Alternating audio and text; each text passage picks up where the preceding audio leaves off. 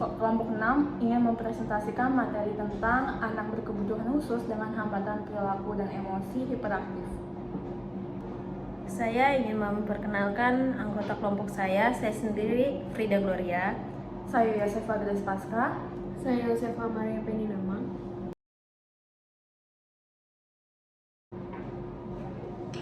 Materi pertama yaitu pengertian dari hiperaktif.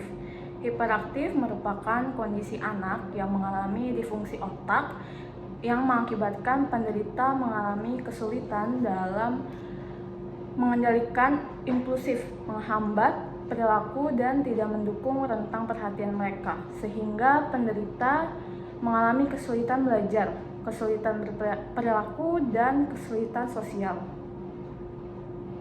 Selanjutnya itu ciri-ciri dari perilakunya.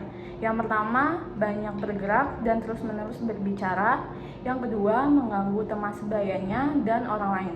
Yang ketiga, bergerak dengan cepat dan ceroboh dari suatu tempat ke tempat yang lain. Yang keempat, terus bergerak bahkan saat duduk dan sering menabrak sesuatu. Yang kelima, gelisah dan tidak bisa tahan diri untuk mengambil dan memainkan sesuatu. Yang keenam, susah duduk diam untuk makan dan melakukan kegiatan lain dengan tenang.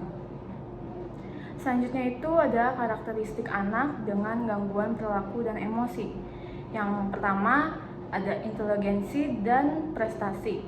Anak-anak dengan gangguan ini memiliki inteligensi di bawah normal, sekitar 90, dan beberapa di atas berat normal. Yang kedua, karakteristik sosial dan emosi. Conduct disorder atau gangguan perilaku merupakan permasalahan yang paling sering ditunjukkan oleh anak dengan gangguan emosi atau perilaku. Perilaku-perilaku tersebut seperti memukul, berkelahi, mengejek, berteriak, menolak untuk menuruti permintaan orang lain, menangis, dan merusak. Yang ketiga ada immature. Anak dengan gangguan ini menunjukkan perilaku yang tidak matang atau kekanak-kanakan dan menarik diri. Mereka mengalami keterasingan sosial, hanya mempunyai beberapa orang teman dan jarang bermain dengan anak seusianya, dan kurangnya memiliki keterampilan sosial yang dibutuhkan untuk bersenang-senang. Selanjutnya ada kategori anak hiperaktif. Yang pertama, the semi-social child. Anak yang termasuk kelompok ini dapat mengadakan hubungan sosial, tetapi terbatas pada lingkungan tertentu, misalnya keluarga dan kelompoknya. Yang kedua ada children arrested at a primitive level of socialization. Anak pada kelompok ini dalam perkembangan sosialnya berhenti pada level atau tingkatan yang rendah. Mereka adalah anak yang tidak pernah mendapatkan bimbingan ke arah sikap sosial dan terlantar dari pendidikan, sehingga ia melakukan apa saja yang dikehendakinya. Hal ini disebabkan oleh tidak adanya perhatian dari orang tua. Yang ketiga ada children with minimum socialization capacity. Pada kelompok ini, anak tidak mempunyai kemampuan sama sekali untuk bersikap sosial. Ini disebabkan oleh pembawaan atau kelainan, atau anak tidak pernah mengenal hubungan kasih sayang, sehingga anak pada golongan ini banyak bersikap apatis dan egois. Selanjutnya adalah klasifikasi anak yang mengalami gangguan emosi. Yang pertama yaitu neurotic behavior atau perilaku neurotik. Anak pada kelompok ini masih bisa bergaul dengan orang lain. Akan tetapi mereka mempunyai permasalahan pribadi yang tidak mampu diselesaikannya. Mereka sering mudah dihinggapi rasa sakit hati, marah, cemas, dan agresif, serta rasa bersalah. Yang kedua yaitu children with psychotic process. Anak pada kelompok ini mengalami gangguan yang paling berat sehingga memerlukan penanganan yang lebih khusus. Mereka sudah menyimpang dari kehidupan nyata. Yang kedua itu children with psychotic process. Anak pada kelompok ini mengalami gangguan yang paling berat sehingga memerlukan penanganan yang lebih khusus. Mereka sudah menyimpang dari kehidupan nyata, di mana sudah tidak mempunyai kesadaran diri serta tidak memiliki identitas diri. Adanya ketidaksadaran diri disebabkan oleh gangguan pada sistem saraf. Selanjutnya yaitu gangguan emosi perilaku dalam perkembangan belajarnya. Yang pertama itu anak cepat bosan, mudah mengalihkan perhatiannya ke objek lain di kelas. Anak mudah dipengaruhi, sulit memusatkan perhatian pada kegiatan yang berlangsung di kelas. Yang kedua itu perasa, sensitif, mudah tersinggung, sikapnya pasif, dan cenderung tidak berani bertanya, merasa dirinya tidak mampu dan kurang bergaul. Yang ketiga yaitu cepat bereaksi, langsung berbicara tanpa menghiraukan pertanyaan guru. Jawaban spontan, kurang mendukung kemampuan berpikir logis, berteriak saat menjawab. Seperti ingin menunjukkan diri sebagai anak pandai, namun jawaban dan reaksinya mencerminkan ketidakmampuannya karena jawaban tidak sesuai dengan pertanyaan yang diajukan. Yang keempat itu perusak, temperamen tinggi, mudah tersinggung, agresif, suka membanting atau melempar. Faktor-faktor penyebabnya yaitu ada beberapa faktor yang menyebabkan terjadinya gangguan emosi dan perilaku menurut Rohmawati tahun 2017, yaitu faktor biologi, faktor lingkungan atau keluarga, faktor sekolah, dan faktor masyarakat. Beberapa penyebab biologis telah ditemukan berhubungan dengan gangguan emosi dan perilaku tertentu. Salah satu penyebab utama anak hiperaktif atau ADHD atau Attention Deficit atau Hyperactive Disorder yaitu suatu kelainan yang disebabkan oleh gangguan di dalam otak. Hyperaktif adalah gejala utama dari ADHD. Apa itu ADHD? Attention Deficit Hyperactive Disorder atau ADHD adalah gangguan perkembangan saraf masa kanak-kanak yang paling umum. Kondisi ini biasanya didiagnosis pertama kali saat anak-anak atau bisa bertahan hingga dewasa.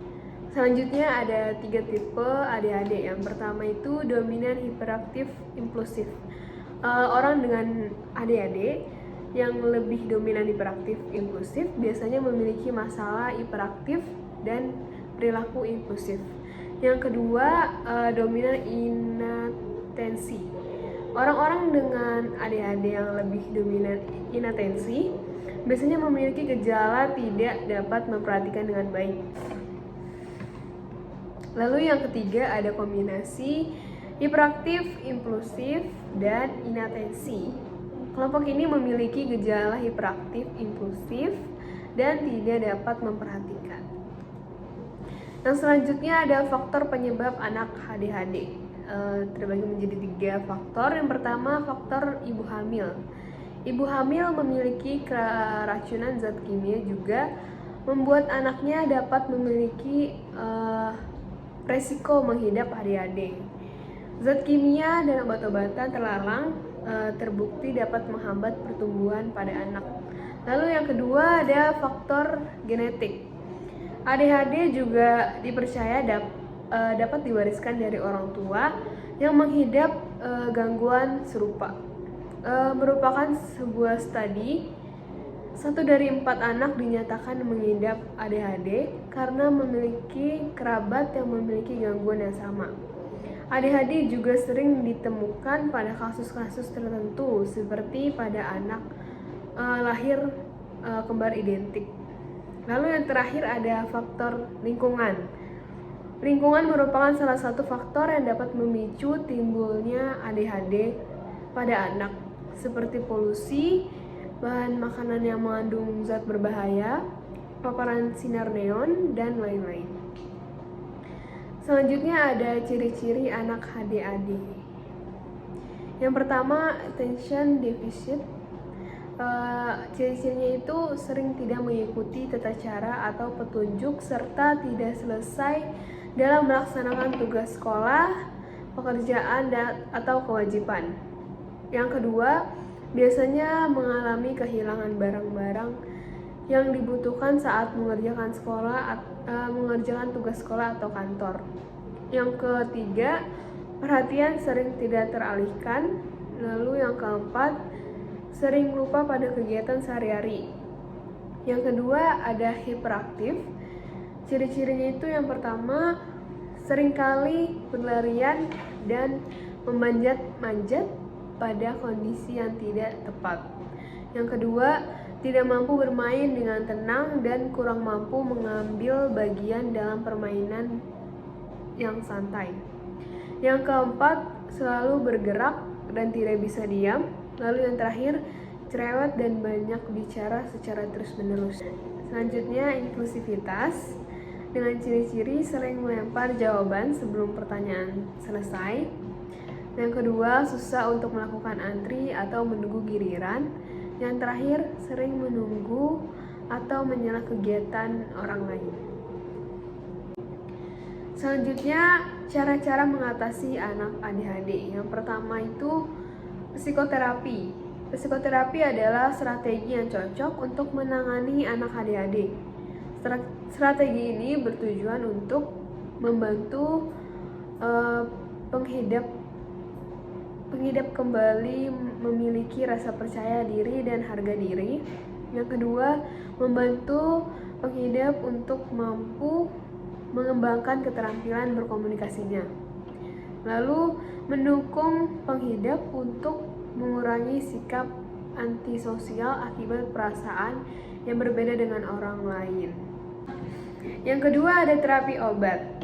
Terapi obat merupakan salah satu strategi yang dapat diberikan untuk mengurangi sifat hiperaktif anak.